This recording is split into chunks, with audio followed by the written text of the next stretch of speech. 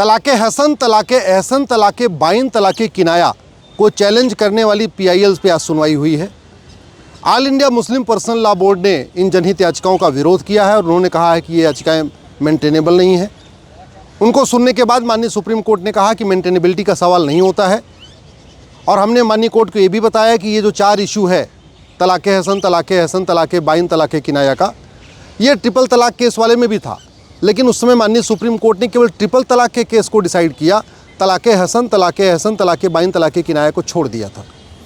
और उस समय भी सेंट्रल गवर्नमेंट ने कहा था कि वो तलाक़े हसन, एहसन, बाइन, किनाया जो भी यूनिलेटरल तलाक़ है, जो भी कोर्ट के बाहर तलाक़ हो रहा है, जो भी तलाक़ SMS के ज़रिए हो रहा है, व्हाट्सएप के ज़रिए हो रहा है या चिट्ठी से हो रहा है या मौखिक हो रहा है, वो सभी तरीके के तलाक़ को ख़त्म करना चाहते हैं। ये उस समय के अटॉर्नी जनरल साहब ने ट्रिपल तलाक़ केस में कहा था और वो रिकॉर्ड पे भी है।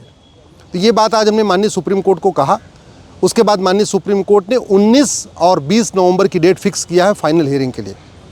हमारा ये कहना है कि देश कॉन्स्टिट्यूशन से चलता है, सब एक समान है। ये मामला जेंडर जस्टिस, जेंडर इक्वलिटी का है।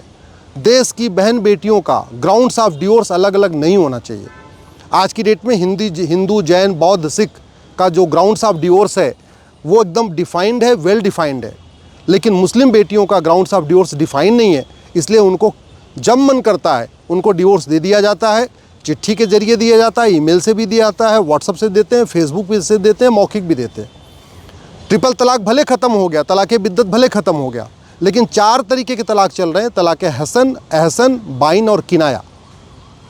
कुल 9 पीड़िताएं हैं जो इस समय सुप्रीम कोर्ट में है, जिन्होंने इसको अलग अलग चैलेंज किया हुआ है। और उसमें हमारी दलील यही है, ग्राउंड्स ऑफ डिवोर्स देश की सभी बहन बेटियों का समान होना चाहिए। प्रोसीजर ऑफ डिवोर्स देश की सभी बहन बेटियों का समान होना चाहिए। ग्राउंड्स ऑफ मेंटेनेंस जो गुजारा भत्ता है उसका ग्राउंड भी सबके लिए कॉमन होना चाहिए और प्रोसीजर ऑफ मेंटेनेंस भी सबके लिए समान होना चाहिए।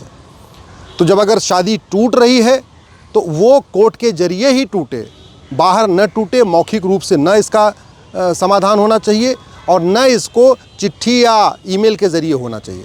जैसे हिंदू, जैन, बौद्ध, सिख में डिवोर्स होता है प्रॉपर फैमिली कोर्ट के ज़रिए होता है, ऐसे मुस्लिम्स में भी जो डिवोर्स होना चाहिए वो प्रॉपर फैमिली कोर्ट के ज़रिए होना चाहिए, न कि अलग से कोई काजी करे या कोई अलग तरीके से करे। भारत संविधान से चलता है, संविधान का मतलब होता है समान विधान। आर्टिकल 14 कहता है equality before law, equal protection of law. Article 15 कहता है किसी से भेदभाव नहीं करेंगे। Article 21 right to life, right to liberty, right to dignity की बात करता है। ऐसे में भारत में हिंदू बहन बेटियों के लिए अलग कानून, मुस्लिम बहन बेटियों के लिए अलग कानून, क्रिश्चियन बहन बेटियों के लिए अलग कानून, पारसी बहन बेटियों के लिए अलग कानून, ये अलग अलग कानून नहीं चलना चाहिए। आज माननीय सुप्रीम कोर्ट ने नेशनल वीमेन कमीशन को भी नोटिस जारी किया। उनको कहा है कि आप भी अपना जवाब दाखिल करिए। नेशनल चाइल्ड कमीशन को भी नोटिस जारी किया है और नेशनल ह्यूमन राइट कमीशन को भी नोटिस जारी किया है। नोटिस पहले भी जारी किया था, लेकिन न तो आज तक नेशनल वीमेन कमीशन ने अपना जवाब दाखिल किया, न नेशनल ह्यूमन राइट कमीशन ने जवाब दाखिल किया, न नेशनल चाइल्ड प्रोटेक्शन कमीशन अपना जवाब दाखिल किया है। आज माननीय सुप्रीम कोर्ट ने उनको फिर से कहा आप भी जवाब दाखिल करिए और 19 नवंबर की डेट फिक्स हो गई है। 19, 20, 21 2 दिन मैटर चलेगा या 3 दिन मैटर चलेगा, जो भी है वो तो उस समय समझ में आएगा, लेकिन 19 तारीख से इसकी फाइनल हियरिंग शुरू हो जाएगी।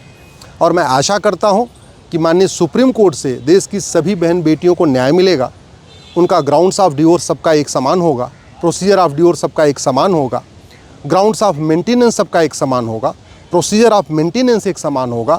और जो एक तरफा चल रहे हैं, जो भारत में शरीयत के हिसाब से एक तरफा चिट्ठी के ज़रिए, व्हाट्सएप के ज़रिए, SMS के ज़रिए, फ़ोन पे ज़रिए ये जो चल रहा है, मौखिक चल रहा है, लिखित में एक तरफा चल रहा है, ये बंद होगा और सबका जो डिवोर्स होगा वो कोर्ट के ज़रिए होगा।